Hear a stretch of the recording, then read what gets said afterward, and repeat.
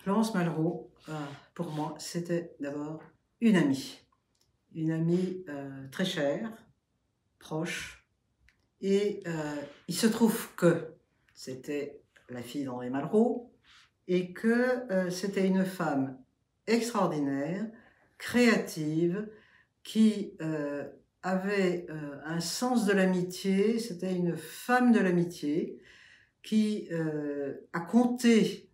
Bon, non seulement pour moi, bien sûr, mais pour ses amis écrivains, ses amis cinéastes, parce que elle était le meilleur conseil qu'on puisse avoir. Elle était d'une intelligence extraordinaire et elle était d'une sensibilité et d'un tact et d'une élégance comme voilà, j'en ai très peu rencontré dans ma vie.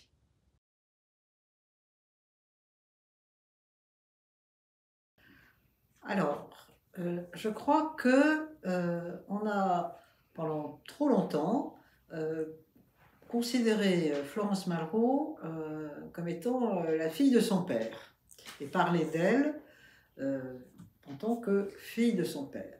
Alors que, ce que je peux dire, puisque je l'ai bien connue, et je peux témoigner que c'était une femme exceptionnelle, qui avait un talent extraordinaire, et que, pas seulement une femme de l'amitié, mais bon, ça c'est autre chose sur lequel j'insisterai plus tard, mais c'était une femme qui écrivait, qui parlait, qui s'exprimait, qui avait une sensibilité, un jugement et des connaissances en littérature, en cinéma, d'ailleurs dans les arts d'une façon générale, extraordinaire, mais qui n'a jamais ni écrit ni fait un film, alors que pour les films, il y avait des producteurs qui étaient à ses pieds, hein, qui voulaient qu'elle fasse un film, et elle aurait pu écrire mais, énormément de choses, mais elle avait une éthique rare, elle ne voulait pas utiliser le nom de Malraux et avoir une appréciation ou un succès,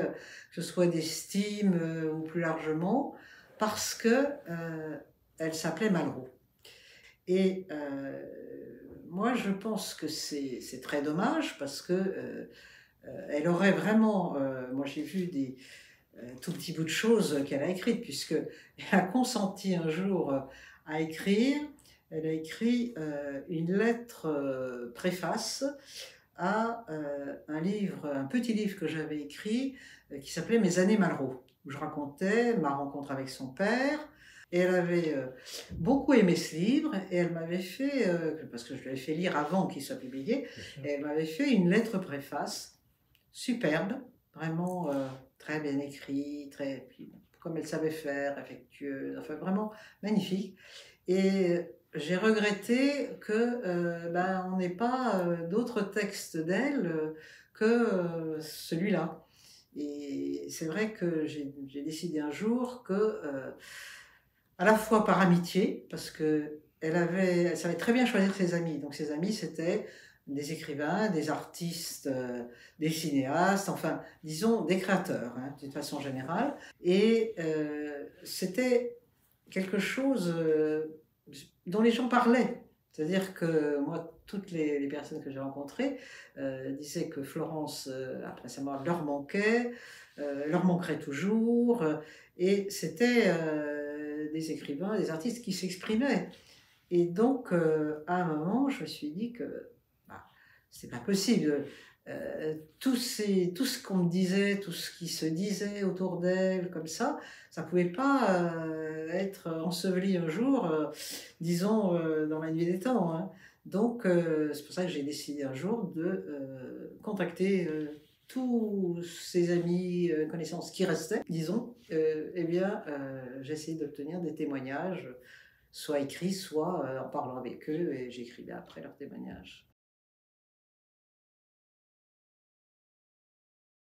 Bien sûr, ceux qui ont été dans des relations privées avec elle ont toujours ressenti à la fois sa gentillesse, puis son intelligence, sa culture, mais elle a joué un rôle important, je dirais, dans les lettres et les arts français, parce que ses amis, qui étaient des créateurs, je vous dis écrivains, etc., n'auraient jamais rendu public une œuvre, que ce soit un livre, que ce soit un film, etc., sans lui avoir avant demandé son avis, lui avoir montré. C'était pas du tout intrusive, hein.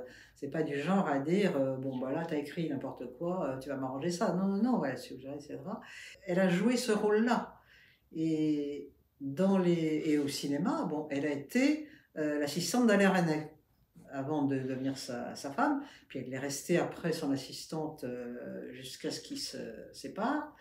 Et elle a joué un rôle important dans la construction des films de Resnais, dans les relations avec les acteurs, parce que c'est elle qui, bon, c'est elle devenait amie avec, avec un certain nombre d'acteurs ou d'actrices, et, comme par exemple Jeanne Moreau, mais il y en a eu bien d'autres, et elle aidait, elle faisait du lien, elle aidait à ce que tout se passe bien. Donc elle a eu un vrai rôle dans, disons, de participation à de la création, bon, qui ne lui est pas, fallait pas créditer de tout ce qu'elle a fait malheureusement, parce que d'abord elle était très modeste, très, se mettait en retrait, se mettait jamais en avant, jamais on l'aurait entendu dire ah c'est moi qui ai fait ça, ou ce plan c'est moi qui, par exemple si on voyait un film c'est moi qui ai dit qu'il fallait faire ça, ou je sais pas quoi, jamais, jamais.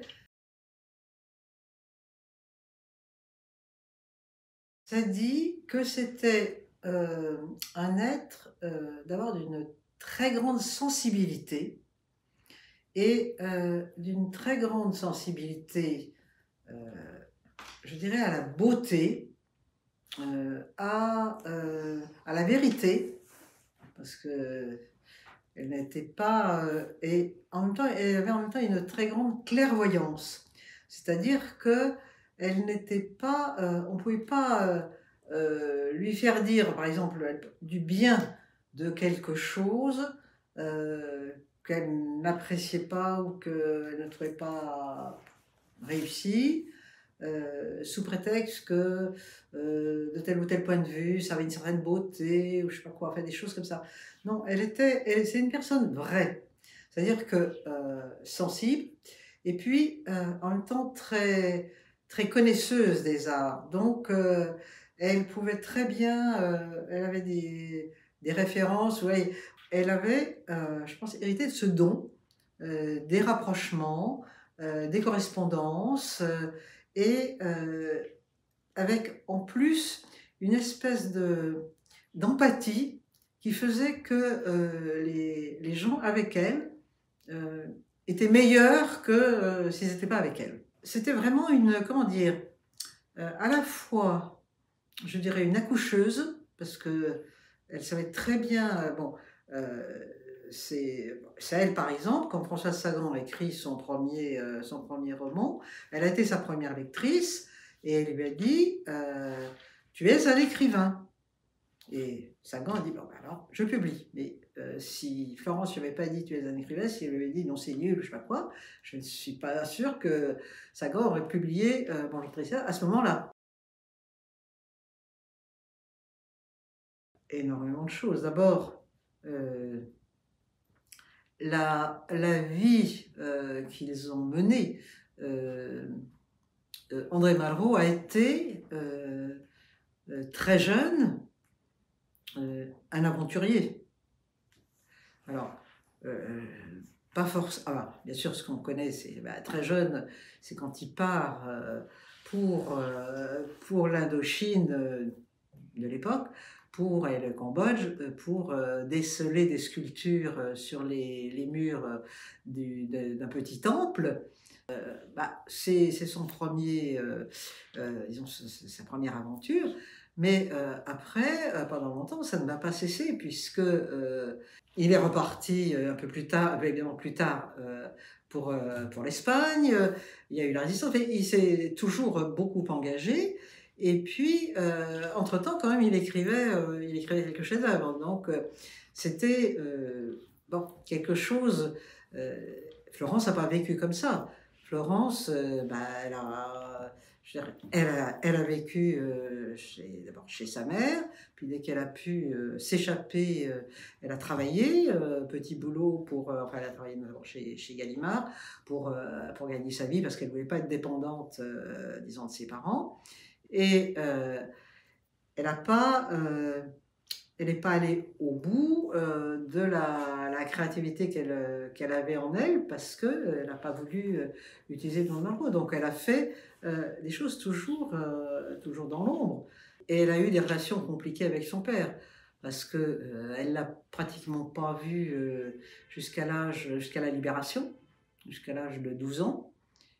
Donc elle a eu une vie différente, mais en même temps, quand est sorti et quand Malraux s'est remis à écrire le premier tome des Anti-Mémoires, il lui a envoyé et elle a lu dans la nuit, elle lui a écrit et ils se sont revus à ce moment-là et disons plus jamais quittés. Vous voulez que je raconte ce déjeuner, notre première rencontre avec, volontiers. avec Florence? La première rencontre et la dernière. Ça voilà. Alors la première rencontre, c'est drôle parce que donc Marot avait organisé ce déjeuner pour nous trois chez la Serre. Bon. Donc moi j'étais autant Malraux. Disons que c'était devenu comme presque une habitude, si vous voulez. C'est comme un ami, c'est un ami. Il m'impressionnait pas. J'avais une pratique, si vous voulez, dans les Marot. Mais Florence, je veux dire que sans la connaître, elle m'impressionnait beaucoup. Et donc moi, j'étais un peu intimidée quand même. J'étais très jeune en plus à l'époque. Et puis elle, de son côté, ce qui était drôle, c'est qu'elle était très inquiète aussi, parce que son père lui avait dit « Je vais te présenter une jeune femme qui fait une thèse sur moi ».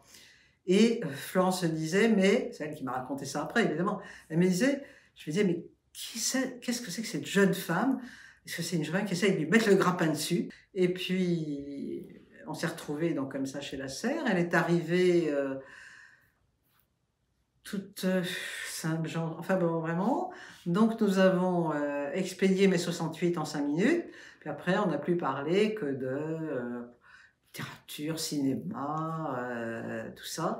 Et donc elle est toujours plutôt en rajoutant dans le côté, comment dire, respectueuse des autres.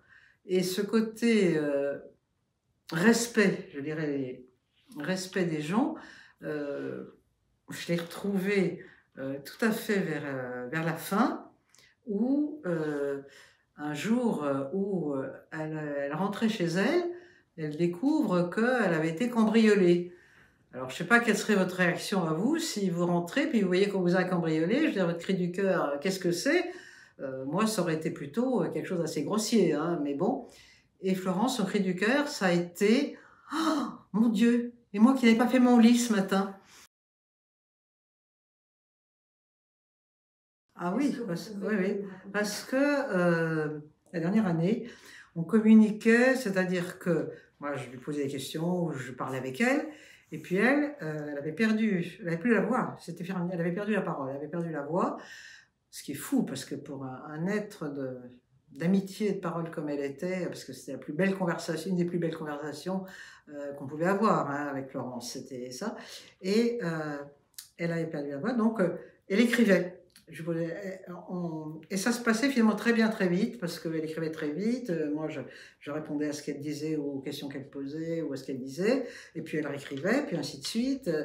À la fin, elle m'avait dit, quand on lui avait fait le diagnostic, elle m'avait dit je me renseigne sur la Suisse et sur la Belgique. Voilà, parce qu'elle avait décidé que, bon, ça, elle n'avait pas. Puis finalement, elle a changé d'avis en se disant ben non, je vais laisser faire parce que à la fois c'était je veux voir ce que c'est que la mort et puis aussi je veux pas qu'on me vole ma mort. Oh, oui, elle a un peu vécu sa vie comme un roman puisque elle a vécu quand même avec, donc ça bien après, mais elle a vécu avec Clara la période de la guerre, où Clara, qui était une résistante, était réfugiée à Toulouse, et donc Florence avec elle. Au début, elles sont arrivées là-bas, elles vivaient dans une espèce de cave. Et puis après, il y a eu le retour, à Paris. Et puis, il y a eu, bon, son père avait changé de vie, parce que son père, de son côté, avait vécu des choses absolument dramatiques. C'était elle qui était l'exécuteur testamentaire, enfin, c'est elle qui voilà, disons, s'occupait vraiment de tout ça, très bien, avec beaucoup d'attention, beaucoup de conscience et répondant à toutes les lettres qu'elle recevait, parce qu'évidemment, il y a énormément de gens qui travaillent sur Malraux, ou qui veulent savoir des choses, elle répondait aux lettres, elle recevait les gens qui le souhaitaient pour parler de son papa, voilà. Et puis elle a été très très présente, bien sûr, au moment où les perspectives de 1996, c'est-à-dire de l'entrée au Panthéon, se précisait. Il y a eu un comité, donc l'année qui a précédé, il y a un comité qui a été créé, moi, dont j'ai fait partie en tant que voilà, spécialiste, amie de la famille, fait tout ce qu'on veut, et qui était présidée par Georges Semprin, et elle a été là tout le temps à toutes les réunions, vérifiant, s'occupant d'eux, voyant si c'était bien dans ce qu'il fallait et tout, et elle a fait vraiment tout ce qu'il fallait jusqu'au bout. Alors, moi, il y a un peu plus de... oui, Florence est morte il y a un peu plus de 5 ans. Et il y a un an, c'est-à-dire oui, ça devait être vers février 2023, je me suis dit, mais tous ces amis de Florence qui disent des choses extraordinaires sur elle, qui disent qu'elle leur manque, etc., etc., et qui ont des choses à raconter, qui racontent des choses, mais c'est pas possible que tout ça disparaisse, et avec eux, quand ça sera disparu, ça fait aussi disparaître Florence, parce qu'elle existe dans leur témoignage, parce qu'elle n'a pas laissé d'œuvre. Et donc j'ai décidé à ce moment-là de recueillir leurs témoignages. Donc là j'ai refait la tournée des Grands-Ducs, et je suis allée voir un certain nombre... Alors, donc il y a un certain nombre de personnes qui m'ont envoyé des témoignages, racontant chaque fois des aspects différents de Florence, des moments différents et des histoires différentes. Et bon, moi, ce qui m'amuse, si vous voulez, c'est quand j'avais fait la liste justement de mes entretiens par ordre alphabétique. Parce que je me dis, ah, ça fait quand même un casting assez chic, parce que ça commence à Fanny Ardant et ça se termine à Denis Westhoff. Donc, Denis Westhoff, donc le fils de Françoise Sagan, qui, lui, quand il est né, sa mère était amie avec Françoise, même s'il ne l'a pas beaucoup connue, mais n'empêche que, voilà. Donc, ça faisait des choses assez rigolotes. Alors, c'était une lectrice, d'abord, très attentive, c'est-à-dire qu'elle voyait tout, très consciencieuse, c'est-à-dire que quand vous lui donniez un texte à lire, elle ne feuilletait pas, hein, elle lisait vraiment et elle donnait son avis.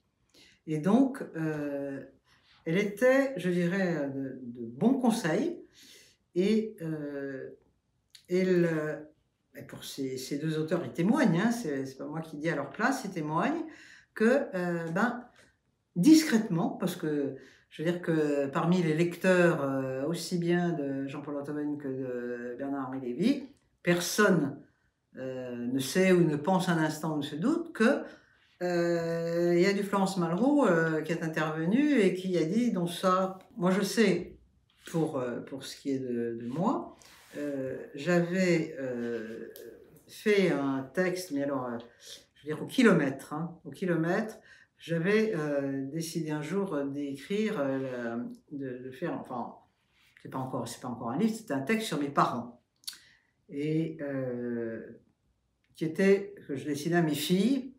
Nécessairement, quand on raconte ses parents, on parle de son enfance, son adolescence, d'un certain nombre de choses. Mais vraiment, c'était au kilomètre comme ça, hein, voilà. Et puis, comme je ne sais plus à propos de quoi j'en ai parlé à Florence quand on déjeunait, elle m'a dit j'aimerais bien lire, voilà. Bon, j'ai apporté mon temps, n'est-ce pas, assez informe. Et c'est elle qui m'a dit: «Mais ça peut être un livre, c'est un livre, mais il faut retravailler». Non, non, Florence était de est très conseil et c'est grâce à elle qu'effectivement, j'ai fait de ce témoignage pour mes filles, un livre sur mes parents. Bah, il y a c'est curieux parce que d'abord il y a, oui, il y a une ou 2 personnes qui ont refusé de témoigner, mais tout de suite, ils m'ont dit: «Non, non, j'ai pas envie», voilà. Bon, très bien. Et puis, il y a une chose assez curieuse, que j'ai pas d'ailleurs complètement élucidée, hein, parce que, j'ai fait, un entretien très, très vraiment bien avec, une très proche amie de Florence et j'ai passé 2 après-midi avec elle, vraiment, et tout. Et puis on m'a dit: «Non, finalement, je veux pas témoigner, je veux pas être dans ces témoignages, je veux pas témoigner, je veux pas que j'ai pas envie, je veux pas». Et j'ai pas réussi à comprendre pourquoi. Alors, est-ce qu'il y a un secret, particulier ou si c'est simplement, une attitude générale? Non, moi, comme je n'écris pas, je peux pas, apparaître écrivant dans un livre sur Florence qui était tellement importante pour moi. Je sais pas, hein, mais des personnes, bah, qui sont mortes avant, et que j'aurais aimé bien sûr Voilà. témoigner, bah, Georges Semprun, bien sûr, parce que Georges Semprun était dans la vie de Florence depuis, la nuit des temps, je dirais, mais clandestinement, tout ce qu'on veut, et cetera. Bon, voilà, c'était pas, c'était pas une histoire, voilà. Mais si j'avais pu, interroger Jeanne Moreau, j'avais pu interroger Sagan, vous voyez, c'est ces choses, oui. Alors évidemment, je ne vais pas remonter à d'autres parce que, bon, qui sont morts, à un moment où je n'avais même pas eu l'idée de faire ce recueil de témoignages. Mais c'est vrai que j'aurais pas voulu, quoi. J'aurais pas voulu qu'une personne aussi exceptionnelle, aussi, je veux dire, il y a pas moi, c'est une des plus belles rencontres de ma vie quand même, Florence, hein. Donc et une des personnes, je dirais, non, avec qui avait une des plus belles conversations aussi que j'ai rencontrées dans ma vie. Vraiment, parler avec Florence, ça pouvait durer des heures et on s'en lassait jamais, quoi.